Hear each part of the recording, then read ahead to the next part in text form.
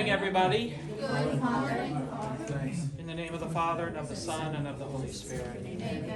Our Father, who art in heaven, hallowed be thy name. Thy kingdom come, thy will be done, on earth as it is in heaven.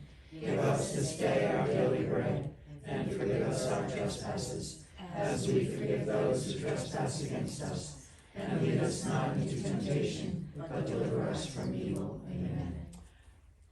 Saint Therese, Pray for us. Blessed John Lichi. Pray for us. He is the patron saint of people with head injuries. So, this little, he died at the age of, he was born in 1400, he died at the age of 111, and was a Dominican for 96 years. So, if I live to be 111, somebody shoot me. So, we're going to do two things today. I'm going to go over my notes, and then we're going to read together, what's his name? Foley. Father Foley's background and context on 247, because he sums it up very well, and he has little bits and pieces in there that are help explain a little bit of what is in Therese's writings. So I think it would be worth reading that together. Okay? Did everybody get the handout that I gave last time? Everybody else have it?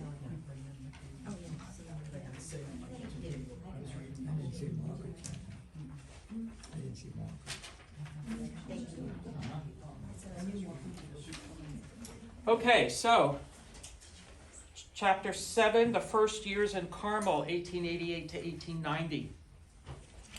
Therese enters Carmel on April 9th, 1888. She spends the evening before with her family, sitting around the table. They go with her the next day to hear Mass in the Carmel Chapel, and then all of them receive communion together. So remember that these are still the days when people did not receive communion very frequently. So they were all able to receive communion together. And she says, "My desires were at last accomplished. My soul experienced a peace so sweet, so deep, it would be impossible to express it. For 7 years and a half, that inner peace has remained my lot, and has not abandoned me in the midst of the greatest trials." So the greatest trials are, she's going to talk about her father, also her aridity in prayer. So even though she has this aridity in her prayer, she still feels at her core this peace, this happiness, this peace, this joy of being in Carmel. Nothing surprises her about Carmel. Her experience of religious life, she says, is exactly as she imagined it. And yet, she says, suffering is not far behind. She expects suffering, since that, she says, that's why she came to Carmel, to save souls, and especially to pray for priests. And it was through suffering that she expects to fulfill this call. And she also says that she hides and keeps her suffering to herself, which is a hard thing to do. And she appears to the other sisters to just have no problems. She appears to be spoiled. She doesn't know how to work. She doesn't do anything well. But she hears consoling words from a priest when she makes her general confession, even though she has great difficulty confiding in him, she says. And it's really not just him. She goes on to say that she has a great difficulty with spiritual direction in general because she really doesn't have anything to say, or she can't describe what's going on within her, in her soul. She has trouble articulating that. The priest tells her that according to her general confession, that she has never committed a mortal sin. And she embraces that. She finds joy in that. She doesn't see this as a source of pride, however, or credit to herself, but she gives credit all to God's grace, that she's been kept from committing a mortal sin. Because she says, I felt how weak and imperfect I was, and gratitude flooded my soul. So she knows she is weak, she knows she's imperfect, and yet she doesn't take the credit for never committing a mortal sin. She gives the credit to God. Mother Marie de Gonzague is critical of her, sometimes in front of the other sisters. But Therese, instead of becoming bitter or feeling picked on, sees these moments as opportunity for growth. She says, what an inestimable grace, how visibly God was acting within her who took his place. What would have become of me if I had been the pet of the community, as some of the sisters believed? So some of the sisters did believe she was the pet of the community. She had 2 blood sisters there, both of which raised her, really. And so it appears that she has no trials, appears to the other sisters she doesn't have any trials. She's just floating along. Nothing's bothering her. She's the pet of the community, but and she sees this criticism from Mother Marie de Gonzague as again, God's grace. And what's extraordinary to me is that she doesn't become bitter about it, and she doesn't become angry about it. Because of her lack of experience having spiritual direction all of her life, she has difficulty speaking about what is happening in her soul. And so, she says, she didn't know how to express what was going on within it. Sister Frébroni understands her in this. She is an older nun, and during recreation one day, she tells Therese, my child, it seems to me you don't have very much to tell your superiors. Why do you say that, Mother? Therese says. Because your soul is extremely simple. But when you will be perfect, you will be even more simple. The closer one approaches to God, the simpler one becomes. The less you can say, the less you can describe. Simplicity is, I think being close to God is being simple. Not simple as in dumb, but simple as in I don't, what's going on, spiritual directors will say that. What's going on? What's going on with you? What's going on in your soul? I don't know, yeah. Most of the time in spiritual direction, I talk about people who have irritated me, so who have disturbed my soul, who have disturbed the simplicity of my soul. Not your parishioners, of course. No, of course, never that. So I think that's very telling of this sister to say that to Therese, to say that your soul is simple, and the more perfect you become, the more simple you will become. And then Therese, I think, in writing her autobiography, in writing her memories of her childhood, I think she learns how to express herself without losing her simplicity. And why do I say that? Because I'm going back to God's grace. Because she's looking at her life through the prism of God's grace and God's action in her life and in her family's life. And so as long as she looks at it through that lens, then she's going to remain simple. She says that true wisdom consists in desiring to be unknown and counted as nothing. That's from the Imitation of Christ. And then in placing one's joy in the contempt of self. Again, the Imitation of Christ. She desires to be hidden, to be unknown, as the hidden face of Jesus is hidden and unknown. She says, I thirsted after suffering and I longed to be forgotten. So that's I think that's interesting too. You know, some of us are more wired in that way, that we just stay in the background. At groups or gatherings, we don't say anything, we stay in the background. Others of us are wired the other way. And so sometimes it's hard to keep quiet. Sometimes if you're the quiet one, it's hard to speak up when it's time to speak up. But she desires to be hidden and forgotten. And this is all of her devotion to the hidden face of Christ. So she takes that name at her profession, adds that to her name. Some of her sufferings are that her father has a stroke. Leonie once again leaves the convent. And her father offers himself to God as a victim. He wants to suffer something for God, he says, and so his prayer is answered. He disappears for 3 days, and there is more suffering to come for him and the family. So this is important, that he offers himself as a victim, because we're going to see in the next chapter that Therese herself offers herself as a victim to divine mercy.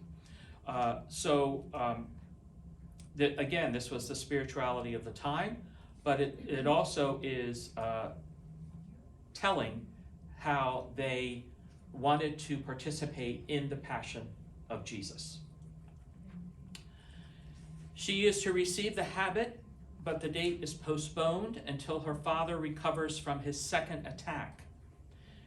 And then she receives the habit on January 10th, 1889, but her father is not able to be present because by this time he is in an institution.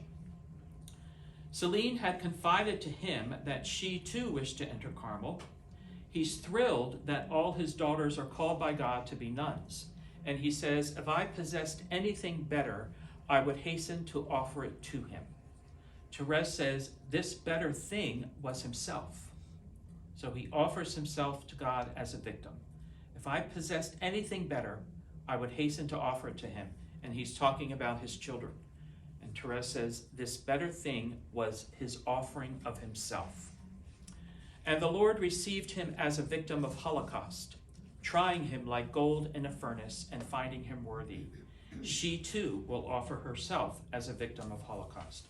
So, you know, I think this ties into the Eucharist too, and the Mass, that when we offer the gifts of bread and wine, and you know, understand that every Mass, how do I want to say this? One of the things that other Christian denominations say about the Catholic Mass is that we crucify Jesus over and over and over and over again. Well, what they don't understand is this whole idea of what's called anamnesis. Did you ever hear that word before? No. Anamnesis. Anamnesis is where we say, when we offer the sacrifice of Christ in the body and the blood, we are at Calvary at the moment that Christ has sacrificed himself. All right? Time is suspended. We are at Calvary. The one sacrifice is being offered at that time. And so we take part in that sacrifice, not just by consuming the body and the blood of the Lord, but we, as St. Paul says, we fill up what is lacking in the sufferings of Christ. We not only offer the bread and the wine, we not only take part in the one sacrifice at the one moment, we also offer ourselves we offer ourselves in that sacrifice. So we fill up what is lacking in the sufferings of Christ by offering ourselves. So this whole idea of anamnesis is also, you know, how the Jewish people celebrate Passover. And the moment for them is the Exodus. They were freed from slavery from Egypt. They crossed the Red Sea into the Sinai Peninsula, and then they screwed up and wandered around for 40 years. But they go back to that moment of the Exodus and Passover. Remember, Passover is when the angel passes over because they put the blood of the sacrifice, the lamb, on their doorposts. So when they celebrate that at Passover, they are at the moment of Passover and of the Exodus. Okay? It's not just a memorial. They're not reflecting on it. They are at the moment. And it's the same for us at Mass. We are at Calvary at that moment. Okay? That's what anamnesis is. So to offer oneself as a victim is to take part in Christ's sacrifice as victim. And that's done out of love. And what do we mean by love? Thomas Aquinas' definition of love is to give oneself as a victim, as a holocaust, as a sacrifice. That's what Holocaust means. To give oneself for the sake of the other, only for the other, not seeking anything for ourselves. So, and that's what Christ did on the cross. So it's not about feelings, it's about sacrifice and the giving of self. Any questions about that? Well, in reading your pamphlet that you passed out last, St. Bernard? yes, Mhm. St. Bernard or St. Bernard? St. Bernard. Bernard, okay. On the stages of love, I really understood a lot from the little saying of just like if you put one drop of water in a glass of wine, it takes on a whole new thing and tastes like the wine. Uh-huh. And then he uses sunlight. Right. And then he uses something else. I forgot the third one. What it was. Yeah, I forget the third one too. Second one. But that really was a good explanation of what happens to us when you're in that stage of love. You are dropped into Jesus, Right. and then you actually Mhm. become the whole, like Jesus' body. Yes, and St. Elizabeth of the Trinity talks about abyss speaking to abyss, the abyss speaking to the abyss. That, you know, we jump into the abyss that is God, and we are totally consumed, I guess we could say. I don't want to say we become God, but in a sense we do. If we jump, you have to jump. Your substance is changed. Yes, right. So,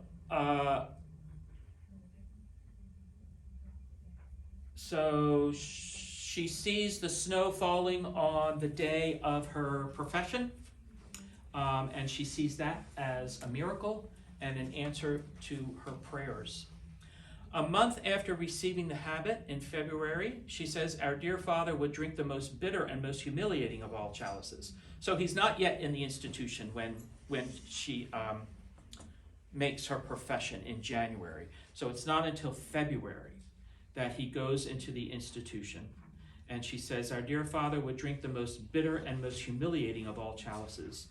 Monsieur Martin leaves Lisieux to enter the mental institution. And her father's illness, he's there for 3 years. And she says, my desire for suffering was answered, and yet my attraction for it did not diminish. My soul soon shared in the sufferings of my heart. Spiritual aridity was my daily bread, and deprived me of all consolations. I was still the happiest of creatures, since all my desires had been satisfied.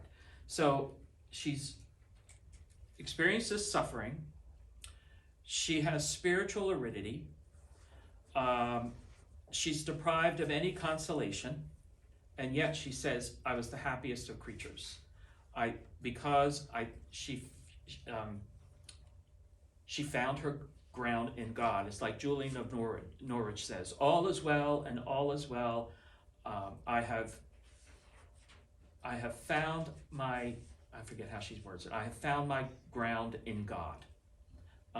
So all is always well because she has that core strength within her.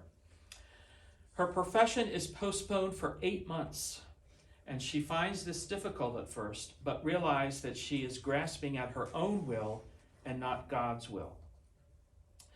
She says, I learned very quickly since then that the more one advances, the more one sees the goal is still far off. And now I am simply resigned to see myself always imperfect, and in this I find my joy. She is learning about poverty and detachment in small but significant ways, and this is directly to her little way. Someone takes her lamp. She is deprived of the pretty little jug in her cell and gets an ugly chipped one. She is accused of breaking a vase and takes the blame. She says, I notice this, when one performs her duty, never excusing herself, no one knows it. On the contrary, imperfections appear immediately. And she just goes with it. She learns just to accept it. And she says, I applied myself to practicing little virtues, not having the capability of practicing the great ones. She goes on, the penances they, the superiors, did allow me consisted in mortifying my self-love, which did me much more good than corporal penances. It's more difficult to mortify your self-love than it is to do corporal penances. It's more difficult to accept the chipped jug, to not explain that it was not you who broke the vase. All those are much more difficult than wearing a hair shirt or any of those other corporal penances that a person might choose to do. Her profession is set for September 8th, 1890, and her father is not able to participate or even attend. So, any questions so far? Yeah. Would you think that Saint Teresa was at the 4th stage of love that Saint Bernard speaks of? I think she was, at this point, I would say yes. At the point where she's writing, yes. At the point where she's writing, maybe not right at this stage where her father goes into the institution, but certainly when she's writing and reflecting on it, I would say she's at that stage. Right. And she understands she can't attain it herself. It has to be given by God. Right. And that stage is loving God for God's own sake. Right. Yeah. And we're going to talk about that next week when we look at her act of merciful love. Okay. So, but yes, I would say that she certainly was, if she wasn't in that 4th stage, she was pretty darn close. So, okay, let's start. We have, we'll start this page 247. On April 9th, 1888, casting a last look upon Les Buissonnets, that beautiful cradle of her childhood, which she was never to see again, Therese left home and entered Lisieux Carmel. It was a deeply emotional day for Therese.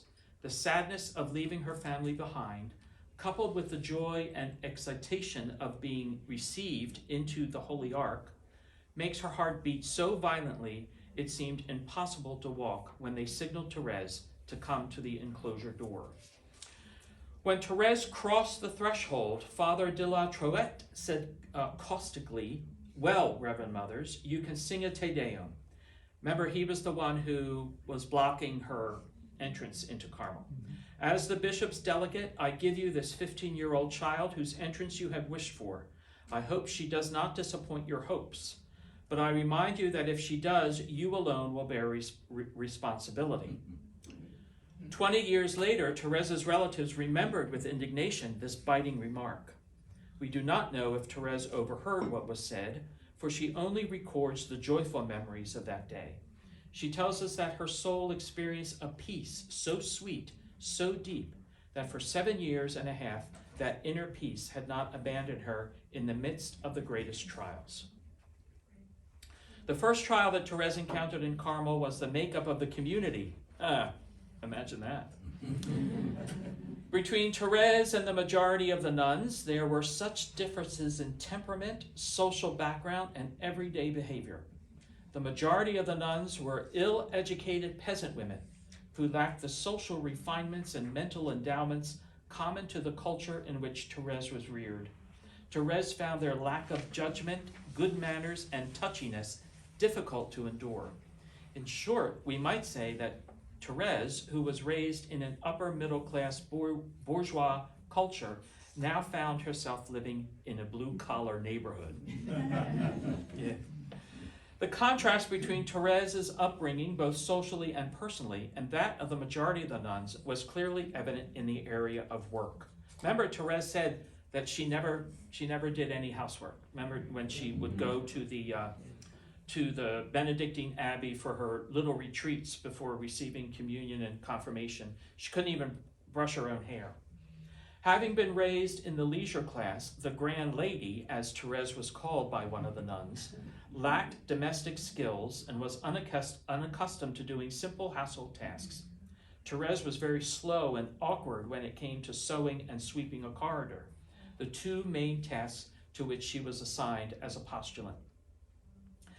Sister St. Vincent de Paul, who nicknamed Therese the Big Nanny Goat because of her slowness when it came to manual labor, told Therese's novice mistress that Therese would never be of use to the community. Once, when Therese entered the laundry room, Sister St. Vincent de Paul said, "Here she comes. She certainly is in no hurry. When is she going to get to work?" Therese did not fire back with a cutting quip, of which she was very capable, for she had a quick wit, but simply smiled. She's practicing she's practicing those mortifying penances. In spite of her patience, Therese felt the smart of the barbs, jabs, and cutting remarks that came her way. We don't have any enemies in Carmel, but there are feelings. But negative feelings were not the only emotions that proved to be a trial for Therese when she entered Carmel. On entering Carmel, Therese was reunited with the two women who had mothered her as a child, Pauline and Marie. Even though Therese resisted their attempts to mother her, she found it difficult to do so because her desire to be mothered was very strong. "I didn't come to Carmel to live with my sisters, but to answer Jesus' call. I really felt in advance that this living with one's own sisters had to be the cause of continual suffering when one wishes to grant nothing to one's natural inclinations." So she's got to even fight against that. Her desire to receive maternal succoring was also transferred to the Mother Prioress. "I remember when I was still a postulant that I had such violent temptations to satisfy myself and to find a few crumbs of pleasure that I was obliged to walk rapidly by your, Mother Gonzag's, door and to cling firmly to the banister of the staircase in order not to turn back. There came into my mind a crowd of permissions to seek. In a word, dear Mother, I found 1,000 reasons for pleasing myself." In short, Therese's entrance into Carmel required that she leave home in two ways. First, she had to learn how to live with people who had come from a different background than she had. Second, she had to resist the temptation to reestablish old familiar roles with mother figures, namely her older siblings and Mother Gonzague. What would have become of me if I had become the pet of the community, as some of the sisters believed? But as painful as Teresa's struggle was not to become the baby of the community, it was nothing in comparison to what she had to endure regarding her father's illness. So, we'll continue on page 249, bottom paragraph. On June 23, 2 months after Thérèse entered Carmel, her beloved father suddenly disappeared from Les Buissonnets and was found 4 days later in Le Havre with the fixed idea that he wanted to live as a hermit. Louis Martin's mental confusion was the result of physical and emotional factors. He was suffering from arterial sclerosis and a kidney infection, and he was mourning the loss of his children. So we know what, like, urinary tract infections, how they can just mess with your mind. Yes. Thérèse had entered Carmel on April 9th. Celine had informed her father on June 15th of her desire to do the same, and Leonie had made plans to re-enter the Visitation Convent at Caen. "Oh, my children are abandoning me," sobbed Louis. As time went on, Louis's mental condition became so unstable that it became questionable whether or not he would be able to attend Therese's clothing ceremony on January 10th, 1889. He did, and Thérèse called this day his day of triumph. But the triumph was short-lived. Within a fortnight, Louis became delusional. He heard the sounds of battles and screams of slaughter and began to carry a revolver in order to defend his family. When he was finally disarmed by his brother-in-law, Isidore Guérin, Louis was institutionalized in Bon-Savieux Mental Asylum in Caen on February 12, 1889. This trial was almost more than Thérèse could bear. I recall that in the month of June 1888, at the moment of our first trials, the time of Louis's flight to Le Havre, I said, "I am suffering very much, but I feel I can still bear greater trials." I was not thinking then of the ones reserved for me. I didn't know that on February 12, a month after my reception of the habit, our dear father would drink the most bitter and most humiliating of all chalices. Louis stayed in Bon-Savieux for the next 3 years. So, you know, we're still dealing with a certain amount of stigma around mental illness, especially if somebody has to be institutionalized or go to a hospital for whatever reason. So if we're still dealing with that now in 2023, imagine what it was like in 1888, and imagine what the mental institution must have been like in 1888. So Thérèse was due to make her final vows, and also remember that, of course, they did not have the drugs to help people with that like we do now. Even antibiotics to help with a urinary tract infection, it just was not. They weren't available. Thérèse was due to make her final vows on January 1890, but the date was postponed until September because Mother Gonzague felt that if Thérèse requested that she make her vows in January, Father de la Troette would oppose the request. So he's still having his sway, his influence. The 9 months wait was difficult but purifying for Thérèse, for in the process of waiting, she realized how much self-will was contained in making her vows according to her own timetable. In September, Thérèse made her final commitment. She hoped that her father would be able to attend, but that hope was never realized. On May 10, 1892, Isidore Guérin traveled to Caen and brought Louis back to Lisieux for a visit. It was the last time that Thérèse ever saw her father. It was a heart-rending encounter for Thérèse. Louis, once so handsome and dignified, was now gaunt and his faculties were diminished. He was almost mute. When he spoke, he did so only in phrases, my little queen, etc. As he left in tears, Louis pointed upwards and said, I don't know how to say that in French, au ciel, in heaven. Heaven was the first word that Therese had ever read, and it was the last word that she ever heard her father speak. So you can see a lot of stuff going on underneath of her, that she leaves a lot of that stuff out of her writing. That's why I thought it was important to read that together today. So, any comments or questions so far? Okay. So, let's look at 253, look at these questions. I'm just going to read that last paragraph. Place yourself in Therese's situation. You have made a decision to do God's will, which will entail leaving your elderly father, knowing full well that your choice will cause him to suffer greatly. 2 months after your departure, you receive news from home that your father has become disoriented. You hear rumors that it was your choice to leave home that was the catalyst of his breakdown. Finally, you are a scrupulous person who is prone to rumination and self-doubt. Imagine the guilt that you would feel and the second guessing as you call into question the choice that you have made. So what do? What is God's will for you in this situation? There are no easy answers to this question, but let us presume that in spite of your doubts, you believe that God wants you to stay where you are. In such a situation, there is a twofold suffering that you are called to bear. First, holding fast to a choice that is besieged by a barrage of doubts. Second, like Mary at the foot of the cross, you have to watch someone you love suffer and feel helpless to do anything about it. What choices in your life entail these kinds of sufferings?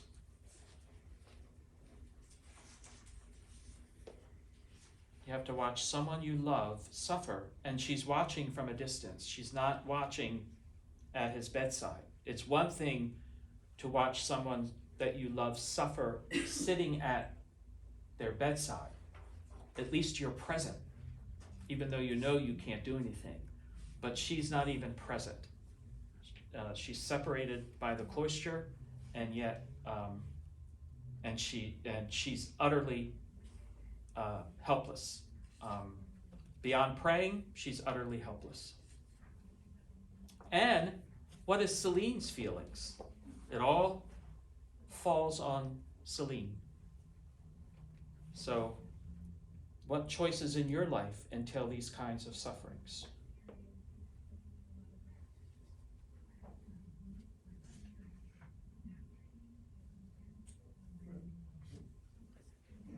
Anybody? It's just kind of minor, but it was going back almost 63 years ago when George and I got married, and I lived in Michigan with my family, and it was always a close family. Everybody was close by, and I was the I was the oldest, and probably a very close relationship with my mother and my grandmother, who was still alive, and my father. And my mother cried when we had to leave, and every Christmas, every holiday, when the kids were little and everything, I felt such guilt. And I know the feeling, and because, but finally, one year we did go when my oldest one was, I was pregnant with number 2, and we drove Christmas. And in those days, the Pennsylvania Turnpike was pretty bad compared to what it is now. All the way to Michigan, in a snowstorm. We ended up in a motel that had very horrible situations. And so George and I got home and he said, from now on, we will always spend Christmas at home. So that's what I had to do. And my mother, for many years, she cried, but I finally got over it. But I can identify with that. Yes. It's kind of not suffering physically, but mentally, and feeling the guilt and all that. Right. So I don't know if anybody ever, if you had a strong religious mother like mine, Polish, that was hard for her to deal with. Well, it's ditto, Yeah. but a few years out. Yeah. 9 children and being the only one that left. The state of Texas. You don't leave the state of Texas. I left. Well, Texas was too small for me. That's my fault. It was just too small. I needed more. Why would you need more than And Texas? here you are in the right? small state. So, but the exact same situation.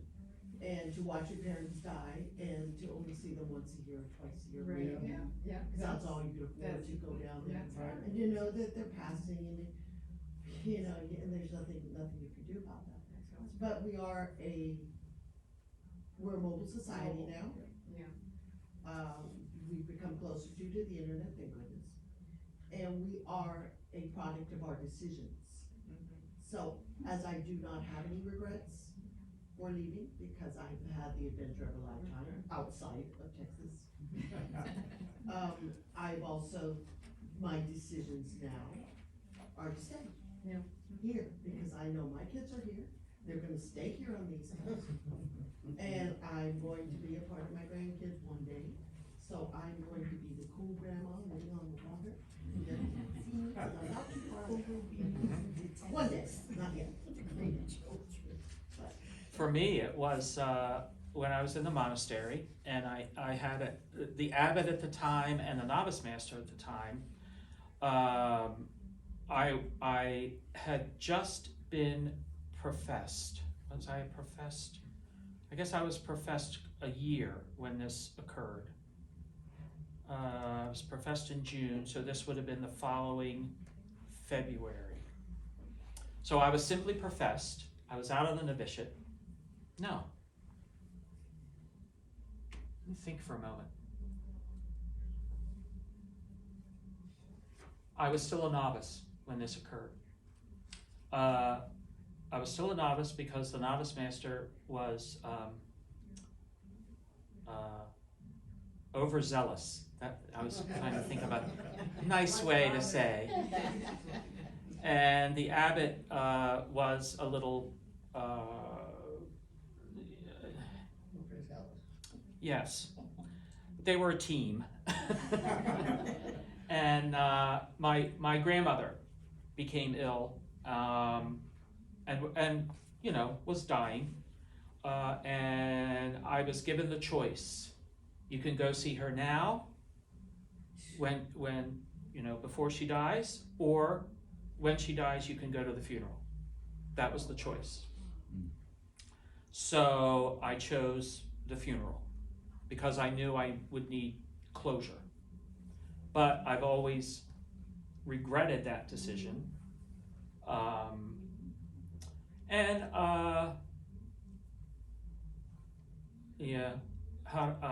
Karma has taken care of the novice master. That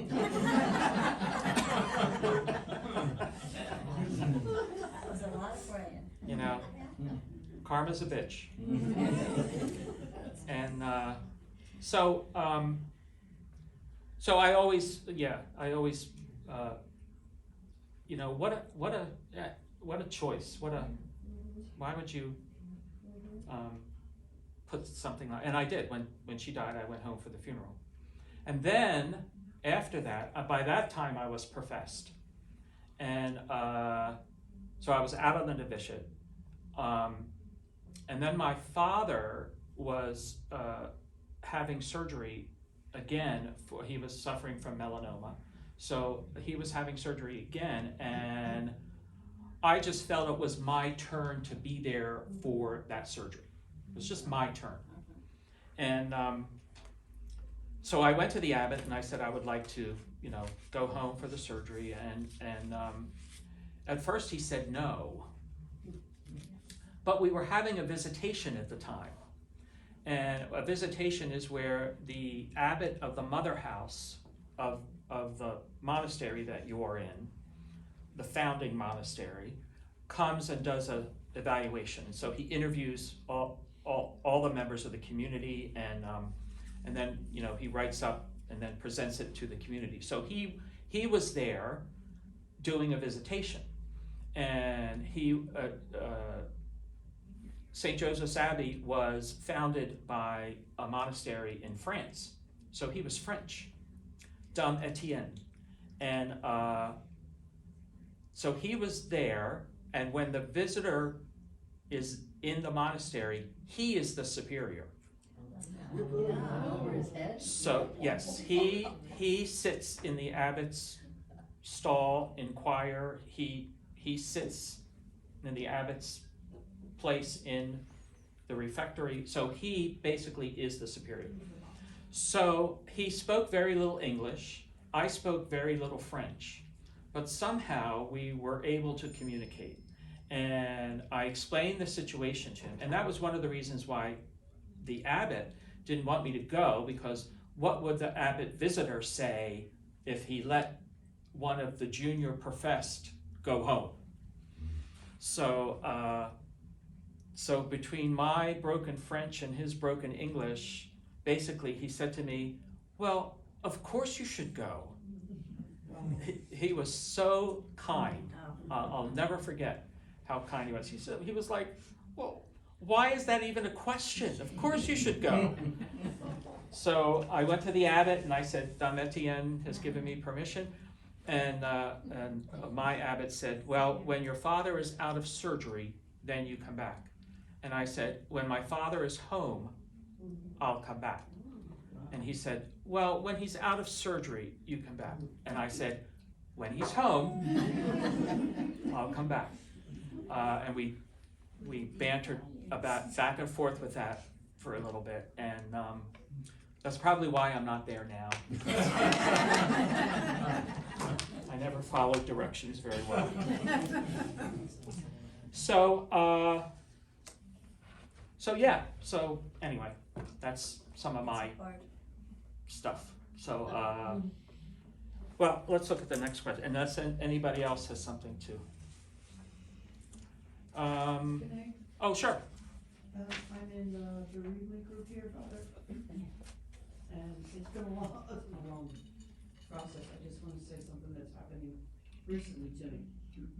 And I took care of my husband for 2 years. I didn't have to do physical care, but I'm a nurse. I was doing the advocate portion, not necessarily the wife portion. That's what I'm struggling with, because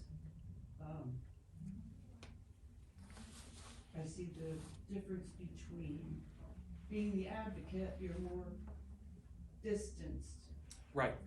where I didn't see things, this is just happening this last couple of weeks, that I should have seen then, Mm-hmm. where I should have been more the wife Mm-hmm. and not the advocate. Yeah. And so that's a woulda, coulda, shoulda. Right. Regret that I'm working through. Right. Kind of thing. Right. That's it. And I think we all have, when we are the caregiver of someone that we love like that, we all have those moments afterward, after they've passed, and then we look back and we think, should I have done this? Should I have done that? You know, when I took care of my dad, I went through a period afterwards where, did I kill him with morphine? And that's, but when you go and you talk to somebody about it, the first thing they say is, the amount of morphine that you would have to give a person to actually kill them would, the amount that we give them is not anywhere near. So, but you deal with those questions and you second guess yourself,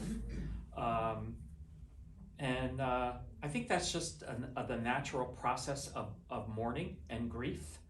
But you're right; those two roles are very different, and when you love the person, and hospice is wonderful. Hospice is wonderful. But at night, when they go home and you shut the door, it's you. And that's hard. That's really hard.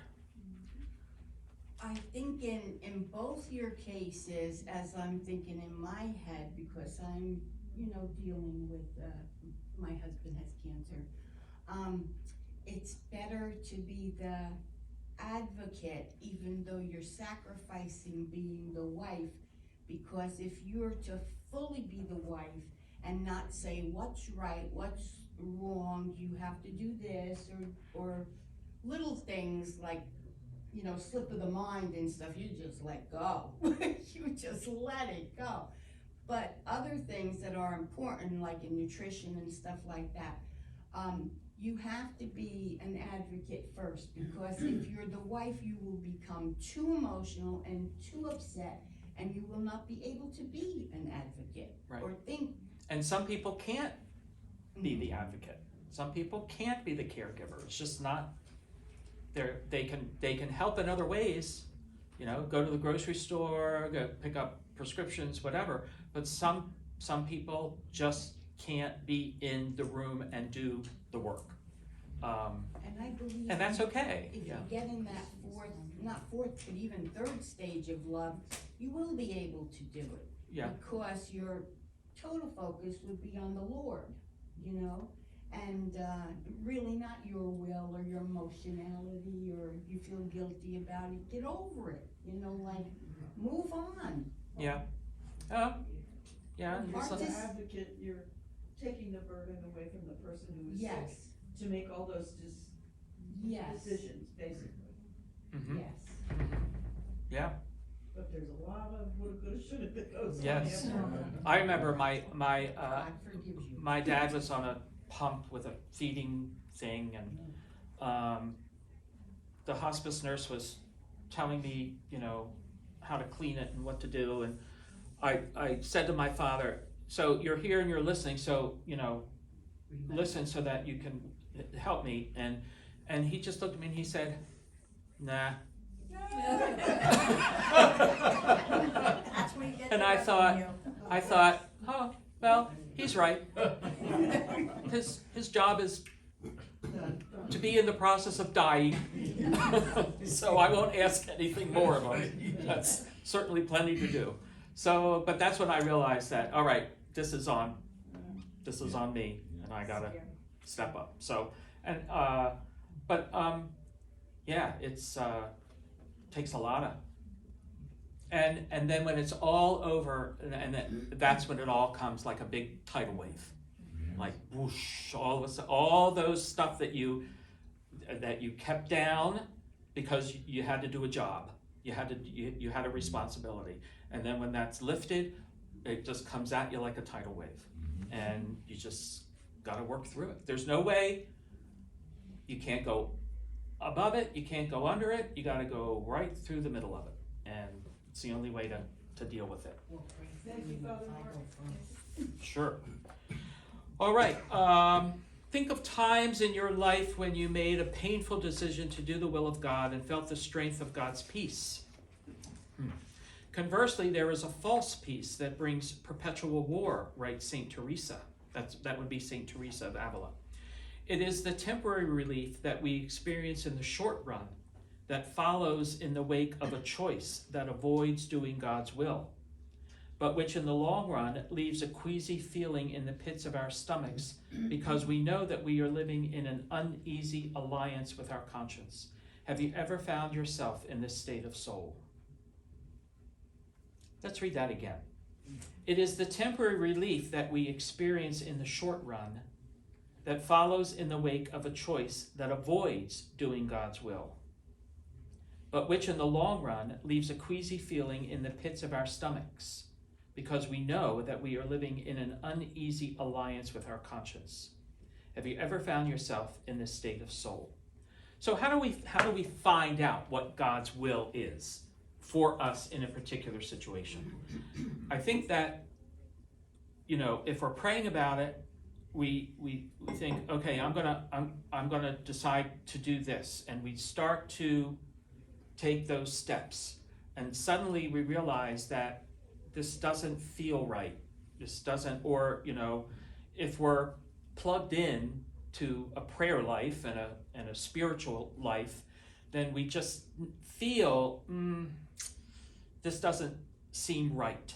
So then we back up and we go down another path until we get the feeling, the intuition that this is the right thing to do.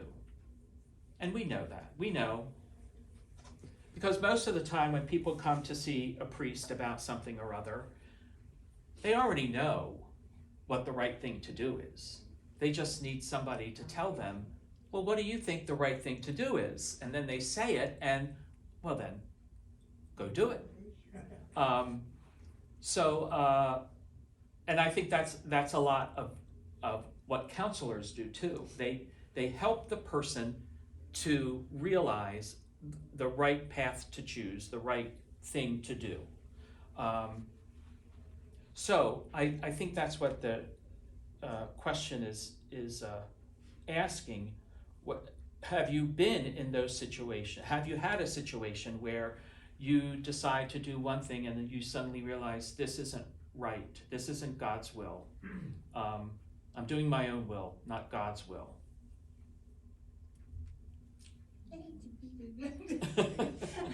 But it was with our son's confirmation, and we were having a big party, and this special person, was invited, who turned from Catholic to Baptist, and they said, I can't come if you're gonna call it a confirmation, but if you just call it a happy celebration, I can come. So I thought, and like you say, it's between the love of this person, da da da. But in the end, I said, no, I can't deny it's not a confirmation. That's what we're celebrating, a confirmation, Right. So forget Right. it. So they didn't come, but that's Did they send a okay. gift? They did give St. James Bible. Oh, And they oh, wrote a King whole James. page King right James. in the Bible. King James Bible? About being saved and stuff. Yeah.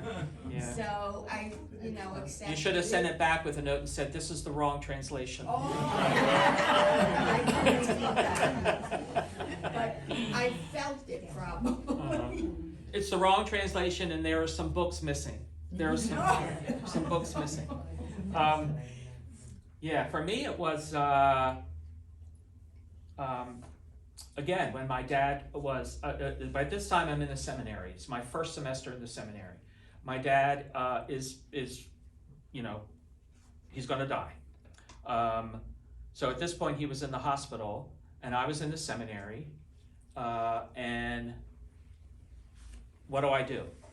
Do I go home? Do I stay? And all the superiors, the rector, my mentor, we had a mentor, we had a spiritual director. My mentor, the vocation director of the diocese, all said, well, just stay where you are, see how it goes. And I had that feeling in my stomach, and I sat on it for a few days, and then one day I remember I was in the refectory. I was having lunch, and I just thought, what am I doing? I know what the right thing to do is. I'm gonna go. So I got up. I went right to the rector. I said, I'm leaving. I called went to my mentor and I said, I'm gonna go. I need to go. It's time to go. Oh, well, no, I'm going. If you have to, expel me or cancel me out or whatever, I don't care. So I called the vocation director. Actually, I didn't call the vocation director until I was home. I went home and then I called him and he said, well, why didn't you call me? I said, because I know what the right thing to do is. And this is the right thing to do. So, yeah. So again, I'm not very obedient. So, in fact, Bishop Saltarelli said at my ordination, there were 3 of us being ordained, and Joe Kikuchi was first, I was in the middle, and then Tom Protak was over here. And so, the point where each of us would go to the bishop, put our hand, the promise of obedience, put your hands in the hands of the bishop, and so Joe went up first, and he put his hands in the bishop, and the bishop looked at him and he said, Mark, do you promise? And Joe, I could see Joe's head going, no. And then Bishop Saltarelli said, no, you're not Mark, you're Joe. And Joe's head goes, and then the bishop said, you're gonna be fine with obedience, but Mark is gonna have trouble. And I thought, where did that come from? What's the phrase, I'd rather ask for forgiveness than Right, permission? right. So anyway, that was, I just had that feeling, I know what the right thing to do is. And those are miraculous moments. Again, if we have a spiritual life, if we're plugged in, those are the moments when we just know what the right thing to do is. We don't have to ask anybody. We don't, it's just, you just know. Do you think if you didn't do that, you would lead into more disobedience, more disobedience, more disobedience? Probably. Well, So you had to get out of there. it depends on, after 27 years, if it depends on who you ask whether I've been obedient or not. Okay. Let's look at the last one. Oh, before we go to that question, look at page 257.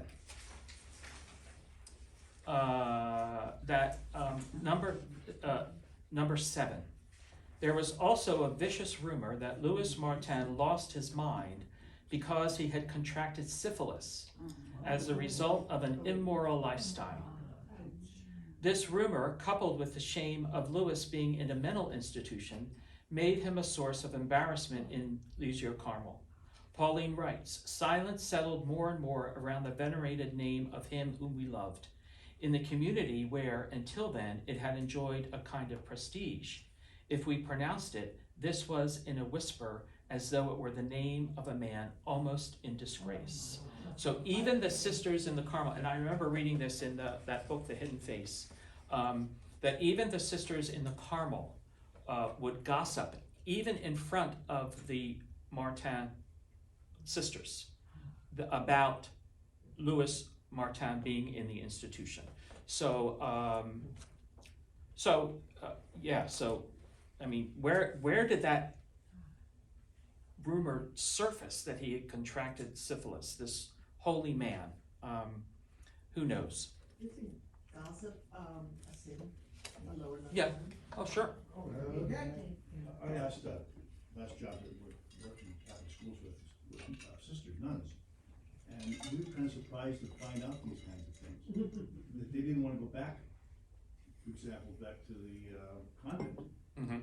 And so we were kind of surprised about it because we thought, well, you join a community for this kind of thing, right? I mean, but they didn't want to go back. Mm-hmm. Well, I guess, and very cliquey, and then you have older nuns.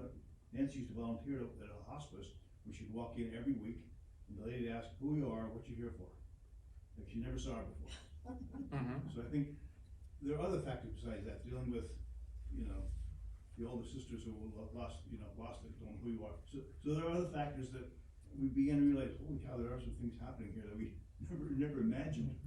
Right. We thought it'd be like one big, foolishly think one big happy family. Well, I guess not. No. In a cloistered community, every deadly sin is there and magnified by 10, because you're together. It's a closed community. It's a cloistered community. So all of those factors are in play. There's great holiness, and there's the exact opposite happening too. So anger and bitterness and everything is magnified in a cloistered community like that. So, and the good is also magnified. So, it's not all bad. During the various times when Teresa's plans were frustrated, she did not put her life on hold, but rather embraced these interruptions as opportunity to grow in virtue. Again, looking through the prism of grace. In your daily life, where are you faced with similar opportunities? What do you need to do what is happening in your life that you're not looking through the prism of God's grace that you probably should be? What is God telling you? And nobody has to share any of that, but what is God trying to tell you that you're not paying attention to?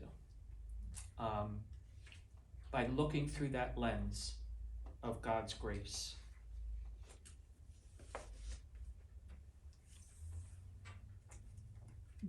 Mine is humility. There's a prayer for that, you know. I know. Do you know about the litany of humility? It's beautiful. It's tough though. It's tough, but it's beautiful, and it's very short. But Google it, look it up. It's well worth praying it every day. The litany of humility. Yep. I'm a caregiver for my 97-year-old mother. Mm-hmm. I really don't have to say more than that, except it's my daily challenge that. Right. Does she live with you? Yes. Mm-hmm. Yeah. Right now, I'm wondering what she's doing. Getting in some kind of trouble. Mm-hmm. Mm-hmm. But it's a daily challenge that I fight kicking and screaming Yes. every day. The roles reverse. Oh, it really is. Yeah, those roles reverse. It truly is. But you're such a blessing to her. Oh, If she were somewhere else. I was gonna have to tell her Yeah. that I'm a blessing. In my situation, if I were your mom, I'd be so happy to not be in another facility. Mm-hmm. If I were, had enough brains to understand Yeah. that my wonderful daughter was caring for me, you know, Yeah. Not always the case. I know. So, Okay. That's Well- like my husband screaming at me. Thank you all. And next week we're back in the hall. And I think we are.